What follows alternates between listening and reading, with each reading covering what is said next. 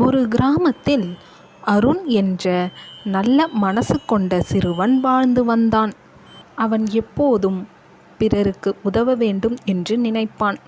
ஒரு நாள் பள்ளிக்கு போகும் வழியில் ஒரு பாட்டி கனமான பழக்கூடையை தூக்கிக் கொண்டு கஷ்டப்பட்டு கொண்டிருந்தார். அருண் உடனே ஓடிச் சென்றான். பாட்டி, நான் உதவட்டுமா என்று கேட்டான். பாட்டி, ரொம்ப நன்றிப்பா என்று சொன்னார். அருண் அந்த மூட்டையை தூக்கிக் கொண்டு பாட்டியின் வீட்டுக்கு சென்றான். பாட்டி மகிழ்ச்சியுடன் அருணுக்கு பழங்களையும் ஆசீர்வாதத்தையும் கொடுத்தார். அதை பார்த்த கிராம மக்கள், அருண் மாதிரி குழந்தைகள்தான் சமுதாயத்தின் பெருமை என்று பாராட்டினர். அருண் மகிழ்ச்சியுடன் பள்ளிக்கு சென்றான். அறம் செய்ய விரும்பு.